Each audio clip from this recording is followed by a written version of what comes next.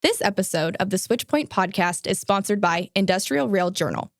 IRJ was created to shine light on one of the most important but often overlooked sectors of the rail industry, industrial rail operations.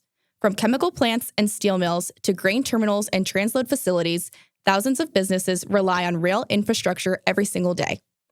Industrial Rail Journal was built to highlight the people, operations, safety, and infrastructure that keep the rail industry moving. Learn more at industrialrailjournal.com.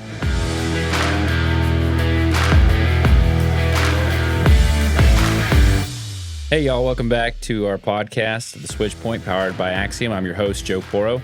Last week, you guys got to watch Vegas host the show with Tina and Jess, and it was pretty fun, pretty light, pretty airy. The girls had a good time. I know Vegas said she enjoyed sitting in the chair and getting to host the actual episode.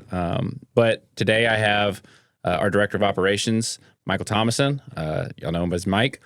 We're going to have a discussion today about actual transload facilities and what the training at a transload facility looks like for a company like Axiom. When we come in and we do a third-party audit on this. So I'll be just kind of a discussion with Mike and I. Recently we got back from a site in Alabama. It's a great customer, a great site. They're getting squared away. Lot of ambition at this site, which is something that we love to see. So we're going to kind of use some of that information as kind of that springboard to bounce back some of these topics with. But yeah, let's kind of jump into it. So what does transload training look like at a rail facility? So Mike, when we go to, let's just say ABC Co. and we're going somewhere let's say we're in Arkansas now, and we show up to a little transload site that might have maybe 12 tracks and a rail car mover. What is it the first thing that you typically see when we walk into the site? Pretty much just look at like the layout, stuff laying around, kind of see just how the placement of everything, see how they've been doing it. Like how the equipment's like fouled out on the track sometimes? Pretty much versus a squared away yard, it's got everything at the end of the day put up, put away. Yeah. And versus you go to a new site that's never had no training, and they're pretty much just, when their time's done, they just leave everything where it is, track mobility here, cars here. Yeah.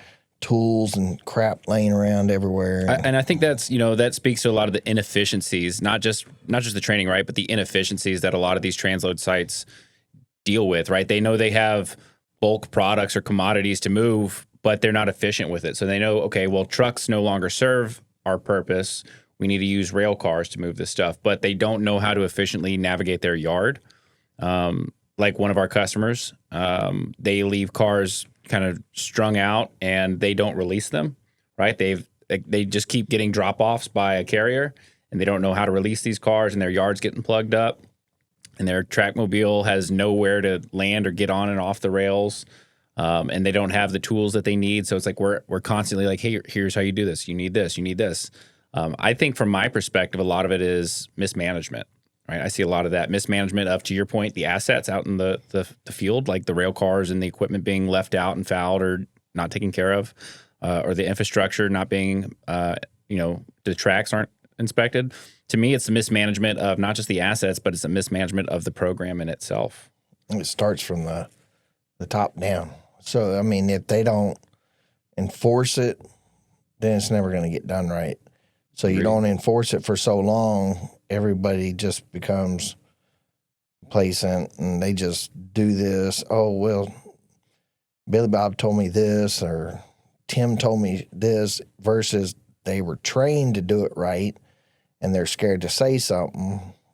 And, you tell somebody how to do it right the first few times, they'll eventually start doing it. But then you got those people that sit there and, I don't want to tell them because I got to go out this weekend with them and their family, and they ain't gonna like me. And yeah, that's a good, interesting pivot. It's kind of how the culture of what these companies, these transloaders, they establish, right? or the lack of establishment because of the culture, right? It's not that these transload facilities don't care about their guys. They're all smaller operations, right? Most of them are 30 people or less. So they all know each other by name. They're all close with each other. It's just they don't have the time to set aside the due diligence to manage these programs, right? And what that looks like is they all have a operational mindset, and it's all about get to work and do, right? Okay, well, you've got to have some type of you have to have some type of structure to your rail program, right? And that starts everything from compliance to training to your point, which is fostering that mentality of, setting the standard for, care of the employees, adherence to the rules, just even the little things in the rail yard, like getting the cars tucked away behind the foul lines. And if you don't have a management team that's just knowledgeable of that, you just have guys out there just slinging cars, doing what they know how to do best. That's like one of the things. What's a good operator and what's a great operator? What makes it is a good operator is somebody basic. I guess you could say a great operator is going to actually take the time out. He might ruffle a little feathers for a while, but he's going to take the time out to show, hey, get off the engine or stop what he's doing and go get that guy and say, hey, this is the way it's supposed to be done, not the way you've been doing it. Hey, he's going to take time out of his day to actually show how to do it. Yeah. And it's, those are the guys that really need to be listened to. And it sucks because as much as they know, they can't be the ones that are actually the program manager because they're the crew that you rely on to get stuff done and teach your guys in the field. And there's not a lot of time for the management team, nor is there really a lot of interest I've seen for them to get out into the field and be hands-on, right? They just kind of were handed something and they hand it off to their foreman or the guy out in the yard and like, get this done, right? But I think some of the most successful rail operations are owner-operators or senior level management that are going through the training with the guys. They're getting out in the field and they're understanding it.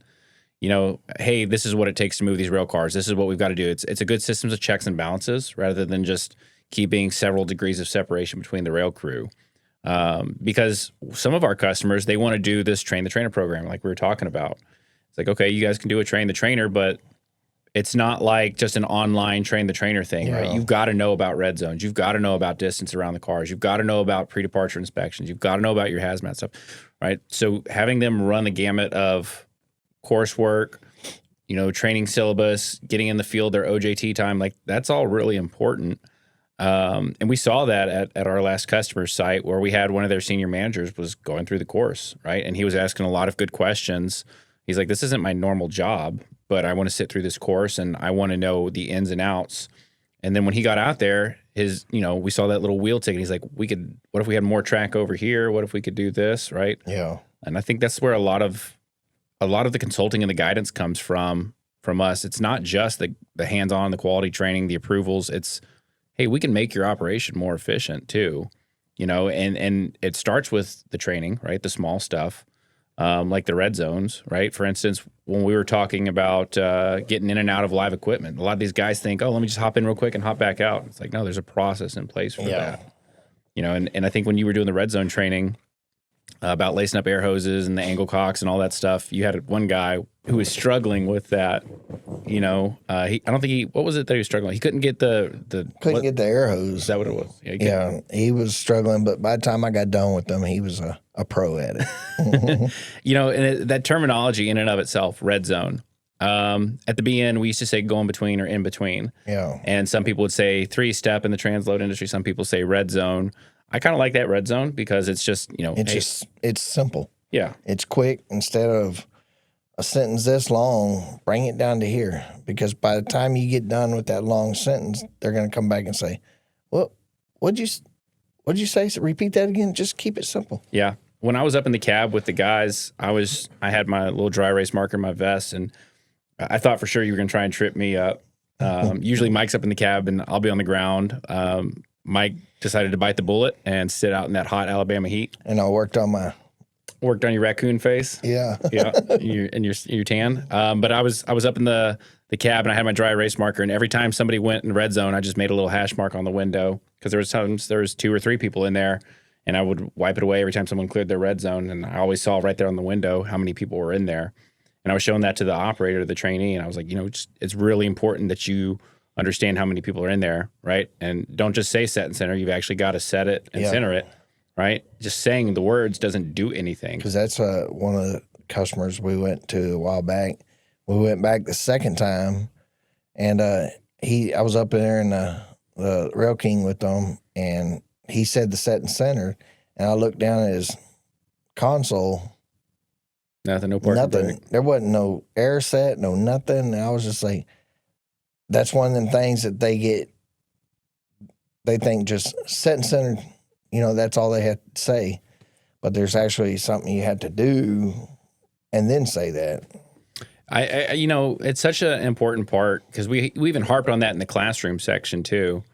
And it's like, okay, your train has 3% of its length, plus or minus its length. The train can collapse or expand 3% based off of those knuckles, those drawbars coming out. Yeah. Right. So with that and these liquids, right, this gasoline, it sloshes in the tank cars, right? So those cars are constantly, the slack is running in and out. It's like just because you say, red zone, it doesn't mean you could jump right in. Just because the engineer set and center doesn't mean by the time you jump in, the slack has stopped. This train can roll back a couple of feet, and that's all it takes when some of these goobers are laying their leg on the rail or that's feet. The one thing I caught him when he was lacing up air hoses. I mean, his knee was like an inch away from that wheel. Yeah. I'm like, that'd have been over. You'd have been. Yeah. And I like that that's what we do when we go out there, right? Is we do day 2 is just the fundamentals of like lacing it up with no equipment moving.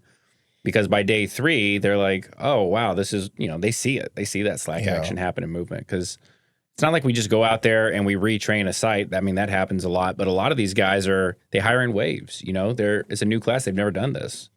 But one thing I noticed at that site, knowing that the other group of guys, they were trained before. And then when we went through with the new group, some of the things that we were finding, knowing daggum well that the other group was taught not to do that. Yeah.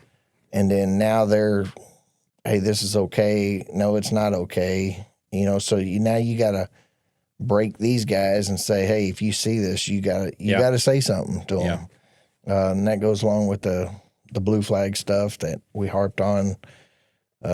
Which a lot. It's hard to leave in even 3 or 4 days and still everyday workplace practices for these guys. And it's like, how can you expect these people to undergo an online training in 30 minutes or 3 hours or whatever, or a half-day course, and then go out there and know what they're doing? It's like, we spend 3 or 4 days, and we've been doing this for a long time, right? But we spend 3 or 4 days at the site doing these training regimens with these same people, and it's like, even at the end of those 4 days, it's like, okay, it's like you're watching your little kid just kind of weeble wobble around. It's like, he's got the walking down, but like there's so many things that and it's like, we would love to spend weeks with these people, but that's what our training was. Yeah, it takes. It was months, and then you were on your probation period for 6 months. Yeah, you're on your derail period, and that's what these takes. Guys, they pretty much, just a week, and then they're right at it. Versus, after our derail, if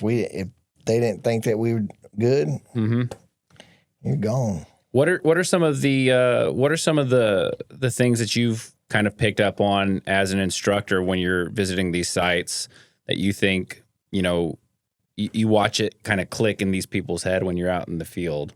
Like, what are some of the instructions that you give that they would otherwise just not think about? Like, I'll give an example. For me, it's whenever I tell somebody, hey, we're going to pop that brake, but I don't want you popping the brake from the ground. Because if it's on an incline, right, and you're standing up on the rail to reach up there and pop it, that car is going to jump back maybe a foot, right? It's going to run over your feet, or it's going to check you. That end running sill is going to check you in the chest or the stomach. So just climb up on the side of the rail car and then pop that brake and climb back down. And they're like, oh, that's a really good point. One of the other things that they were asking was on those tank cars, why can't we ride like this, Well, one, your back is towards the shove. 2, even if you turned around, you're only able to hold with one arm. Yeah. And if the slack was to come out, well, guess what? You're going to pivot and go towards the center and fall off because, I mean, those grab irons are, I mean, the bar that goes across is bigger than your hand, so you got like a half a grip on that thing. Yeah, that's a good point too. But it's just to watch them go from the classroom, hearing it all, and then going out there and seeing it. I think that it because in the class they were kind of like, had that look in their face like deer in the headlights, and then when they get out there, a lot of them were like, "Oh, that's what you were talking about." Yeah. "Oh, that's why you don't do that," or "Oh, that's why you do this way instead of that way." And then one of them, it was my fault. I bottled air, and I opened the angle cock, and I'm glad it happened because I was able to show them. Yeah. This is what happens when you open a angle cock with air on it. That air hose will come back and pop you, and sure enough, it got me. That was embarrassing, but then again, I was glad that happened where I can show them the mark on my arm and be like, "Hey," and then I put it down and said, "What level is that at?" It would have got you. Yeah, that was a problem at that site. Is bottling the air. They had a lot of cars that had air bottled on it. That's why I was. And when we did their last audit, that was one of the things that we told them was like, "Look, guys, you're shutting the wrong angle cock. You got to shut the one on the car that you're taking with you, not the one that is left standing, right? Yeah, because that's where that bottled air is going to build up at." But to your point of the riding the shove, I mean that slack throwing them off. We had that one guy who kept wanting to ride the rail cars, and it's like, okay, and it's let me know if you're on or you're off because that matters, right? How much air you set. And when we did the fundamentals portion for how to handle the train, it was okay. If you're starting on a ascending grade or decline or something like that, it's like, okay, well, you release your automatic and let that slack roll out while holding your independent, and then slowly let go of the independent and let gravity start to take you, rather than just slamming it back. And they started to understand that. We started to move the train, and it's like, okay, let's just stop using the independent. And then they felt, especially going down that hill, it's like, hey, who's in charge of the movement here? It's not our little brakes, right? It's gravity. It's all those rail cars pushing us down. It's like, this is why we use that automatic to set it up. And they can use that, you can use your independent and your automatic on a dual modal mover, like your Rail Kings, your track mobiles, your shuttle wagons. You could set your train air brakes also, right? And that helps control that movement. Because if you're just using your independent brakes or just the rail car mover brakes also, like on a locomotive, right? If you're just using your independent brakes, that really wears those brakes out on that equipment. So using your train line air is super important to saving your equipment, saving the brakes, making it a more comfortable ride, a more comfortable stop. Because if you've got a lot of bulk liquid commodities that's sloshing around in there, that's a really heavy train. Yeah, it's going to sling you around a lot. And I think the fundamentals portion is super important for these guys to understand. And that's why I loved having that manager out there, because otherwise he wouldn't know. They're like, why are we burning through this equipment so quick? Yeah. Well, this is why, because your guys are handling it wrong. So when he sat through that course, he's like, okay, great. Now I know what to look for, right? Not only can he backfill for his team, but he knows what could prevent that equipment from getting damaged further. Yeah. And that's one of the things that I like to see when I go out there. Okay, so let's kind of talk about what you see is happening that's wrong out there as far as the actual rail movements, because you had quite a few opinions about, hey, what if we built more tracks out here, because they were chalking up the yard. Yeah. Right. So what are some of the things that you've seen when we walk into a facility and their layout's just like all wrong? Going back on that, is like they got so many cars coming in, but then they say, well, sometimes it's not like this all the time. But the more you get bigger, the more you grow, you're going to have a cluster there versus putting a, say a Y track or some other tracks where you don't ever have to get that track mobile on and off. You can just go up here, have a certain, like, say, hey, the Y track's right here. We're going to, if we got to cut off cars, we're going to put them here or put them here or put them here. That way we can maneuver around everything and then have storage tracks over here and say, hey, that storage track will be for overflow loads or overflow empties. And that way it flows. Because to that point, this customer said that they lose $2 million a day that rail traffic doesn't move. That's a lot of money, right? So if you have a $10 million project where you're building a Y track into your facility, like that's worth it to you. You're losing a lot of money by having your yard plugged up. So having a Y or something like that in your yard that makes it more efficient, or even a different landing pad where your track mobile can get on and off and access the equipment, right? I think that's a huge point. And another point is the carriers, right? I think the carriers are a lot of the problem because it's not going to always be the same crew. And a lot of these transloaders don't know that. Yeah. They don't know how these extra boards work. They don't know how these guys think it's just somebody like theirs. Yeah. Same guy like comes it's Dale and Joe every day dropping off. It's not. It's whoever bids on that job or gets bumped to it is going to be the one delivering. And they're going to do it. Every crew is going to do something different every time. Right. So like having a job board up there and having a good line of communication with your carrier is super important. And that's one of the things that we found is these transload sites, they're the little fish. Mm-hmm. All they can do is request these cars, and it's up to the carrier to come and deliver these cars to them, on time, in the right place, spot them correctly. Because if these sites don't have a car mover, what are they supposed to do? How are they supposed to get their MyJack crane over? How are they supposed to get their wheels, their conveyors up to this equipment? If they have to call for a respot. Yeah. These carriers are like, oh, well, we'll be there again tomorrow night. And they might not show up for 2 days. And it's like, okay, well, you're costing your downstream customer all kinds of money. Yeah. And it's like, well, the customer's thinking, well, what am I supposed to do? It's the carriers. You call them. You get in touch with their MTO. You get in touch with their their train master, whoever. Whether it's 2-3 times a day. Yeah, blow up their phone and say, look, get out here and fix this because we can't do this, right? You as a railroad are only as good as the customers that you service. And I think a lot of these carriers, they forget that. Yeah. They've kind of got that too big to fail aspect. And, it's sad and it's sickening working on the transload side of it. It's like, you've got to bark at these carriers. Otherwise, they're just going to big body you. That's what they do. They steamroll you with attorneys. They steamroll you with money. They steamroll you with inefficiencies. And it's like, okay, well, these carriers are choking out their own industry. Yeah. That's why transload is exploding because people are trying to have multimodal ways to get their product out. And they want to utilize rail. And that's one of the largest choke points that I see going in there. It's not just the training regimens. It's not just the hands-on. It's not just the little things. It's like, it's the breakdown of communication with these carriers and these sites. Yeah. And when I tell these guys, I'm like, hey, call CSX or Norfolk Southern, call them. And they're like, oh, well, what do we say? You tell them what's going on. Yeah. What do you see out here? Yeah. What do you see out here? Oh, well, is there a certain way to say it? Don't worry about what this. Tell them, like, look, you guys have blocked up the yard and we can't pull the cars back, or you spotted them in the wrong place. That's why having more tracks saying, hey, they have an inbound and outbound, and then a mix, and then they have the ones that they load on.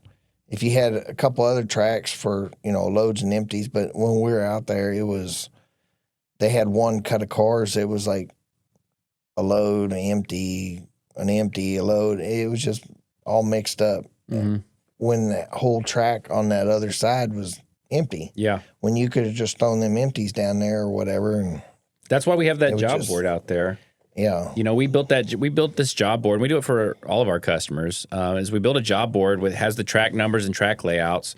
And I'll give credit to the UP, right? I love their yards because most of their yards have a job board at their industry facilities. And it's like, it says here's track 601, 602, and 603. Track 601 is where you need to spot the loads. Track 602 is where you pick up your empties, and track 603 is the transload track. Yeah. So when the train crews get in, they know exactly where the derailer is, where the switches are, what tracks are labeled, and where to drop their cars and make their pickups. And also, they need to have more communication with the carrier to them versus just coming in, because evidently a gate don't stop them because they blew right through that sucker. So yeah. And another part is some of these transloads are not 24/7 operations. Yeah. So to our point where we're always saying, hey, you guys need to put your own derailer out there. We're telling the transload customers, as the customer, you need to put your own derailer out there with your own lock, because if you have like a common key, like a 105 or 102 key, and UP or BN's coming in and they're spotting your industry, they're just going to come in whenever they're darn good and ready, flip that derailer, throw that switch, and come down that track. Right? They don't give a if you're switching. They don't care if you're strung out on the lead. They're just going to come in and drop them cars because they've got other places to get to and they're trying to get home. So if you put that derailer up with your lock on there, they have to wait and physically call you for you to get out there and open that when you're ready. And that's just a problem that the carriers do. They big body these smaller sites.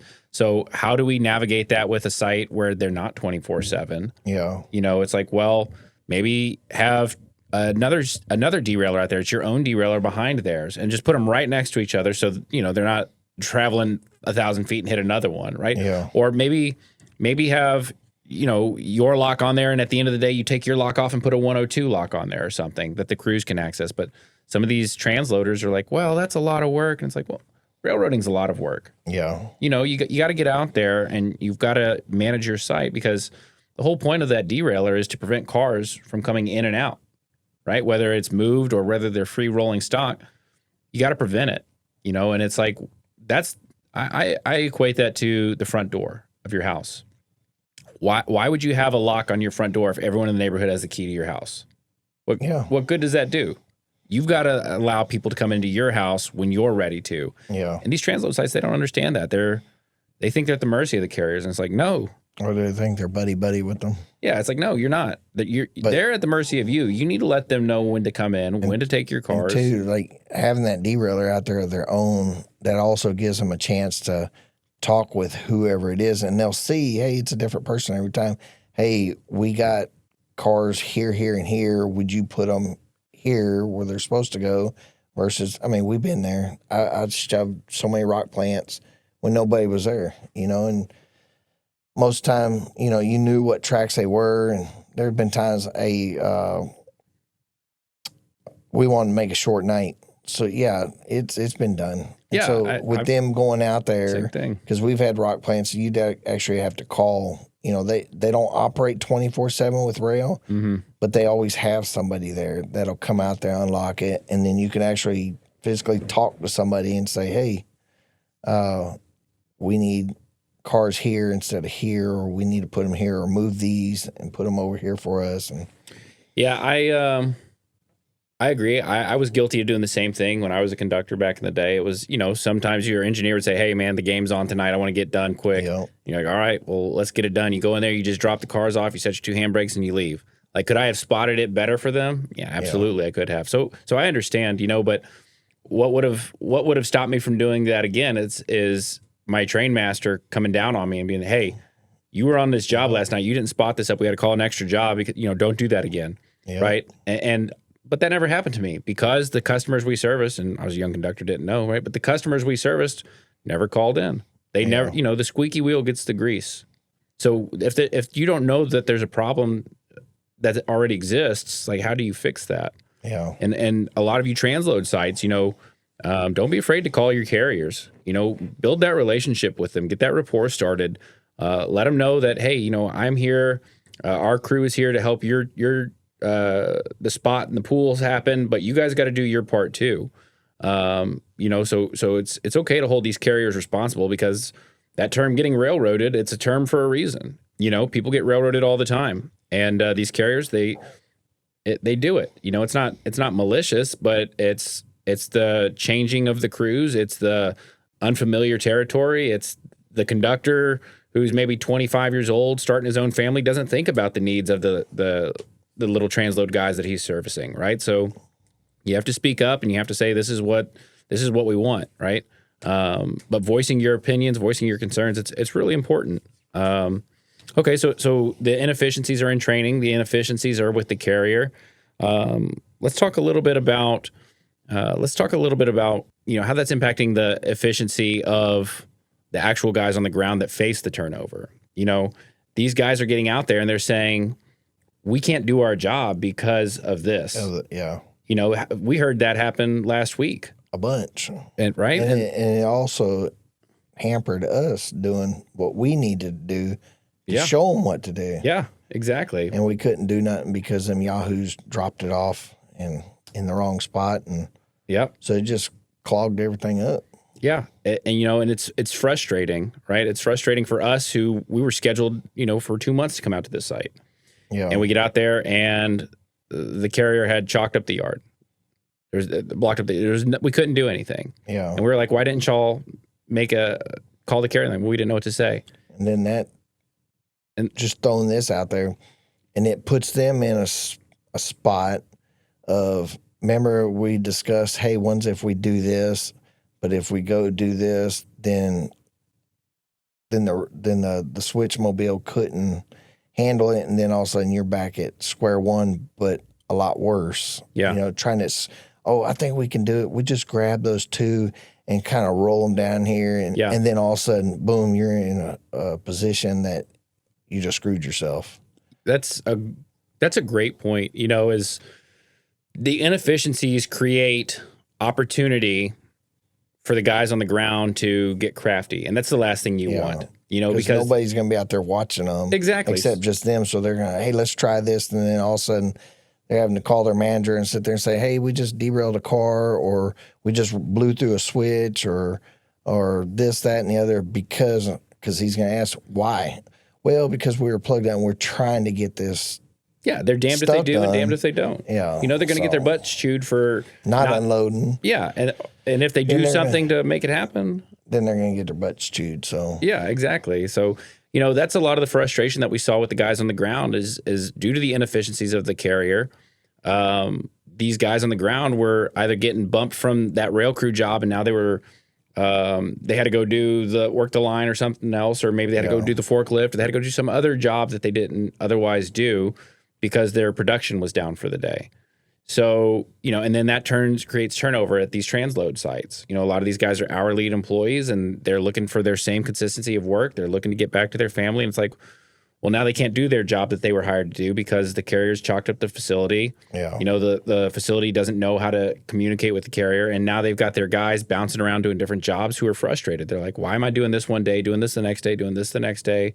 It's causing their transloaders to wear multiple hats, and that's part of the turnover game that we see in the transload side. So, for you transload companies, if you're worried about employee retention, make their job easier for them, right? You got to go to bat for your guys, and part of that is having that uncomfortable conversation with the carrier and making sure that your yard is squared away, and that's going to require you to go out there, talk with your guys. Hey, what are the struggles? What are the roadblocks we're seeing out here? Not why didn't we get these cars unloaded today? Not you guys need to figure a way to get this done. That's kind of the wrong language. And I'm not saying that all the transload sites are like that, right? A lot of them are willing to work with us, and a lot of them are willing to work for their guys. They just don't know. They don't know what's wrong yet. Yeah. It's not until we come in and we say, hey, okay, we've painted this picture for you. This is what we see, and this is the way it should be done. Because we were both conductors, we were both engineers, we were both yard masters. We understand the efficiencies, the operational side, and now we're both in the safety, compliance, and consulting side. It's like, so we've done both sides of it. Yeah. And a lot of these guys who are just getting into it, they're gun shy. We can show them what not to do. Because I was pretty much taught by all the old heads, the ones that were missing fingers or toes or walk with a limp now, and so it's like I had to break myself of that. I did stuff like that too. And, and I always joke with the guys. I'm like, don't do this, this, this, and this. And I was like, I've actually done all of those. Yeah. And I'm like, it's because, and to me, it was a lack of integrity, right? Nobody was watching. Did I do the right thing when no one was watching? Yeah. No, I didn't. I was trying to get the job done quick. Yeah. And we're human. Everyone's going to do that at some point in their life. And it's a serious game changer when you're doing that with heavy equipment like trains. Yeah, that's why the rule book used to be about that thin. Now that rule book is like this thick. Yeah, it's a lot to learn. It's a lot to cover.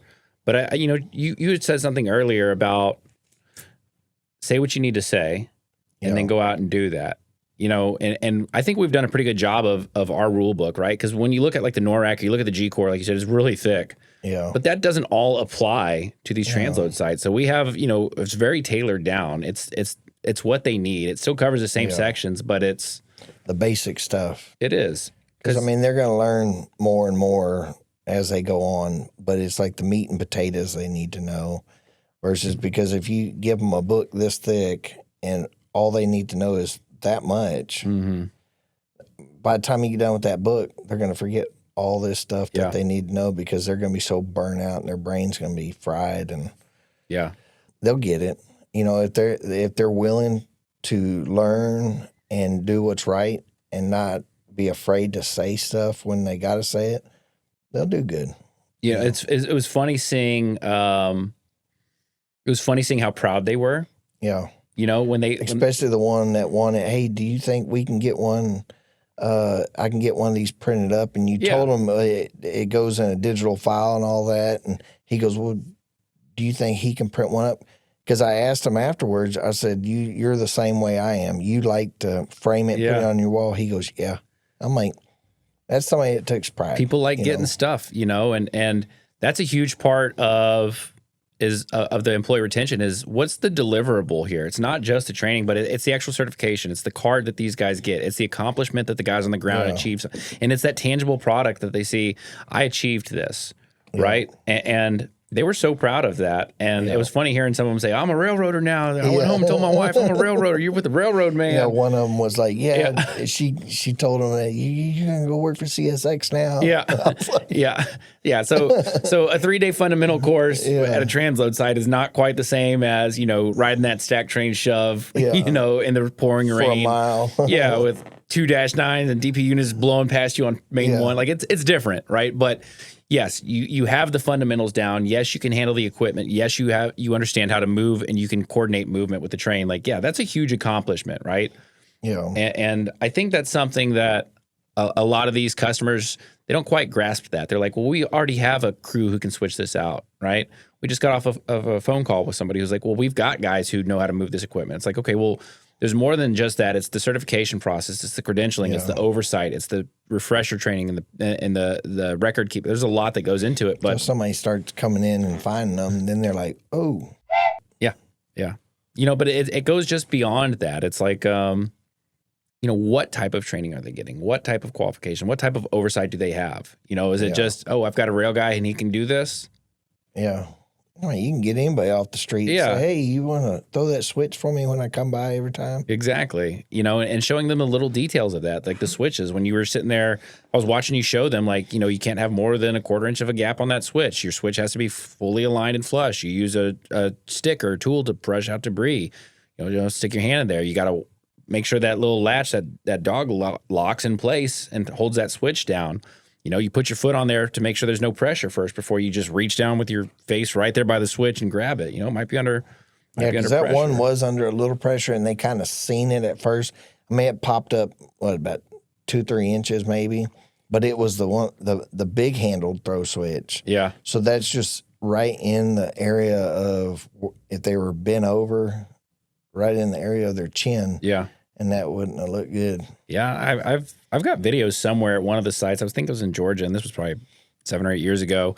And it was an industrial site, and I stepped on the switch, and that switch it completely threw itself all the way over. I was like, man, that thing would reach up and kiss you if you were trying to grab it while stepping on that pedal. It's like, or get one of them ones that had the handle with the ball on the end of it. Oh, those little cannonball, those single hand throws. Ooh, oh yeah, that'll leave them punch you right in me.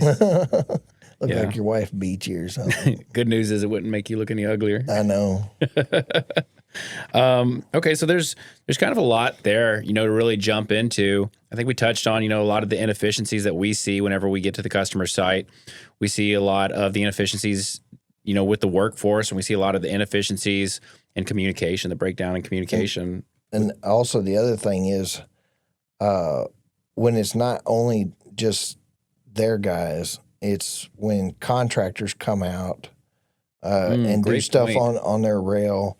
We run through that thing with the blue flag. The blue flag with the fueler coming out.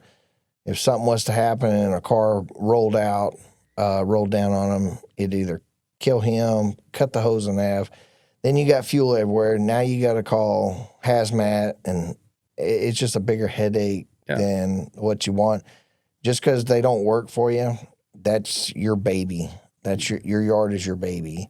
And you need to say something, just like the contractors working up there at the top in the bulldozer and all that. That's a really good point. just say something. Because his hose was right there up underneath the wheel. They're not going to, I mean, they might get their feelings hurt, but I mean, if they want to make a real big deal of it, well, then you can get off my property. Yeah. And bring somebody back that's going to be compliant and listen, just like that rail car with the fuel line. I mean, the fuel line was right up under that wheel. Yeah. That thing would have moved a little bit. It's just, they were like, oh, okay, all right. They didn't think of it. They were thinking maybe just this all applies to them. Yeah. This is yours. Anybody that comes out, I mean, if you see a trespasser or anything, you just got to let them walk just because they don't work with you. Yeah. You're going to tell them, hey, I need you to leave. Or the best is like when fuel trucks used to come in and they didn't want to drive the extra 100 feet around, they would try to string the hose across the main line, across all yard tracks just to reach that one engine versus just driving around. Yeah, and it's not just an it's not just a compliance thing. It's also a risk management portion, right? I've sat through, I've reviewed enough cases, I've done enough case review where I've looked at this and it's like, can you prove negligence? Like, yeah, that's easy to do. So you let a contractor come into your active rail yard at your rail site, didn't require him to have any type of training, didn't offer any type of site-specific policies, didn't provide any type of PPE, didn't provide any type of protection for the equipment, and the guy got injured or he ran himself over, killed himself, or he got squished or something. And it's like, before you're letting these contractors get onto your property, you need to have some kind of general awareness training where they know around rail equipment. When they come, hey, we're going to be there at 11. That way the rail crew there on site knows, hey, we'll have everything set up where he don't have to come here and wait and all that.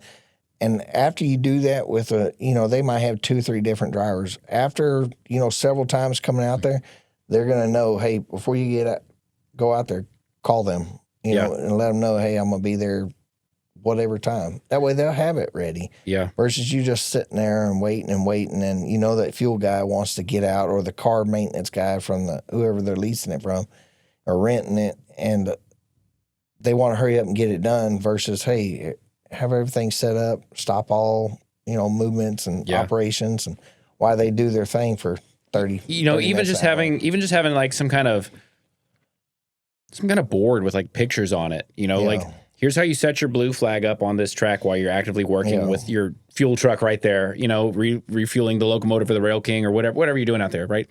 A step-by-step thing for contractors who get out there and color code that sucker, or, put like, here's your refueling station. You have to put your wheel chocks, make sure you're grounded, make sure your switches line against it, whatever you want to do for your site.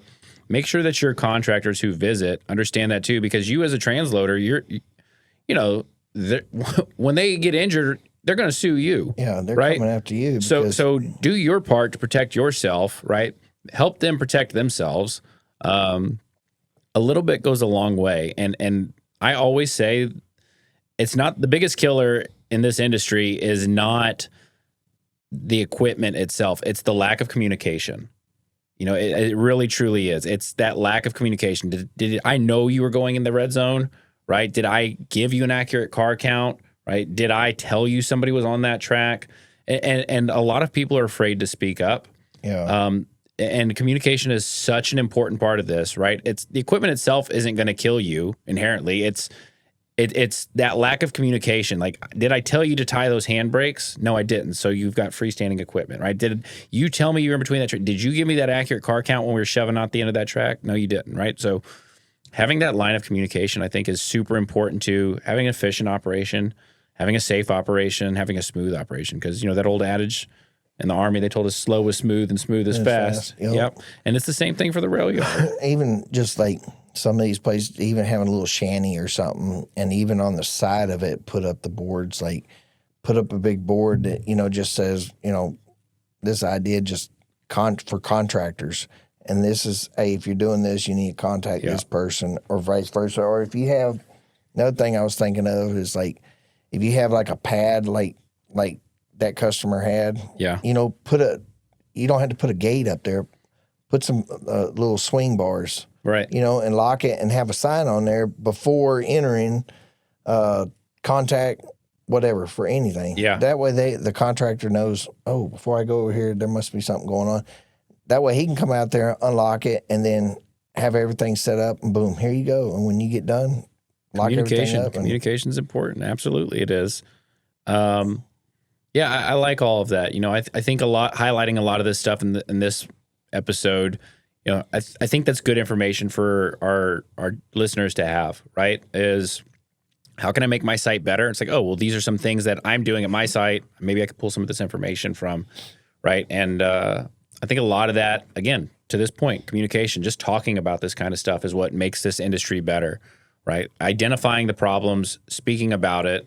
Squeaky wheel gets the grease kind of thing. Yeah, even that shanty, you could have your basic stuff, hard hats, vest, earplugs, iPro, all that stuff. That way just in case most companies have it before they come out, just in case they don't. Because I know companies that guys come out without a vest, and they're told to get back in their truck and don't get back out. Yeah, and they can't do nothing.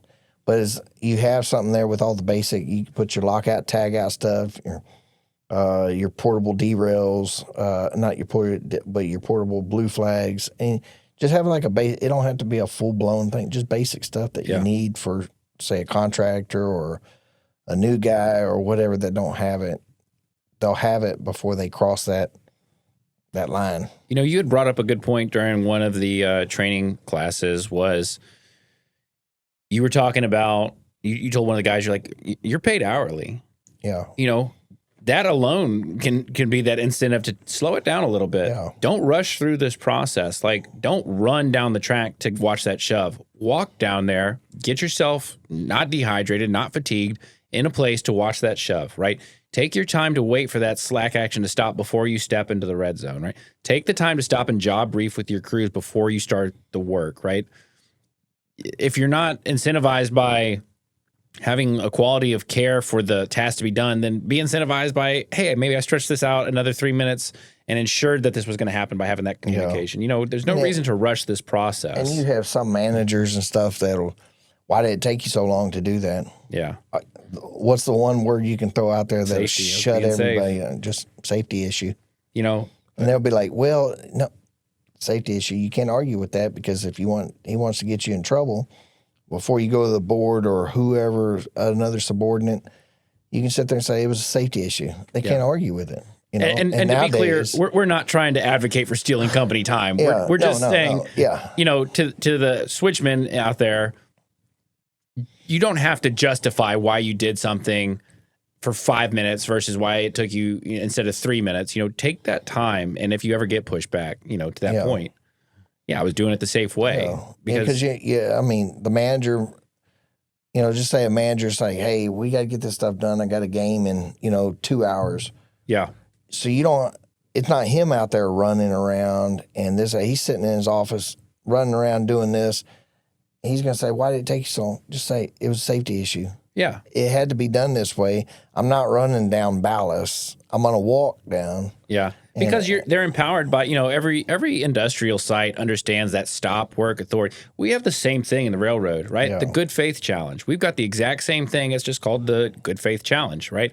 So if you're issued a directive that, violates a federal standard or that you feel is an unsafe act, you as an employee have the right to challenge that. And there's a process for the good faith challenge, right? Where you get another supervisor and you have the right to say, wait a minute, I have to inspect this track and my manager's telling me, no, just come on in so we can shut it down and go home. No, if you have to inspect that track because it's a common carrier track, then you got to inspect that track, right? Or if he's saying, oh, don't worry about getting that lock on that derailleur or whatever, just come on back. It's like, no, I got to put that on here. That's part of my duties under 218. I've got to put that back, right? Just like that car we found with the spring.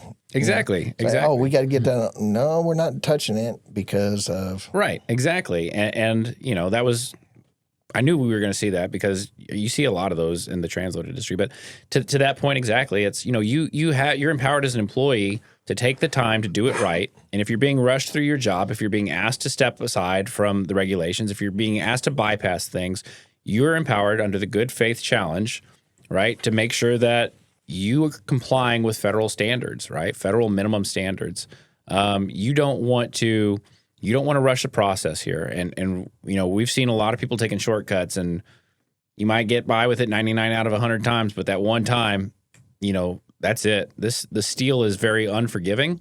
This industry is unforgiving, so taking the time to do it right, understanding your process, evaluating your site, evaluating your yard, and identifying those communication gaps. I think all of those are things we see that we're trying to actively address. Because railroad wheel, it don't cut you in half; it pinches you in half. Yeah, and it's pretty gruesome. It is. Okay, well, I think we covered quite a bit. Hopefully, our listeners could take something away from this. Right, if you're a transload operator, if you are a switchman out in the yard. Hopefully this was in some way beneficial to have this discussion. Make sure that you're tuned in for the next episode. It'll be a lot of fun.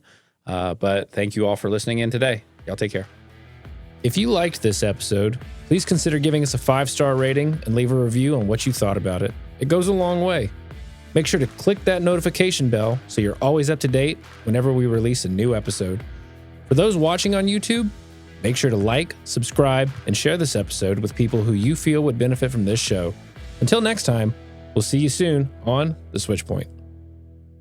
The views, opinions, and positions expressed by hosts, guests, contributors, and commenters on this podcast are solely their own and do not necessarily reflect the views, opinions, or positions of Axiom Rail Services or any employee, affiliate, or organization associated with Axiom Rail Services.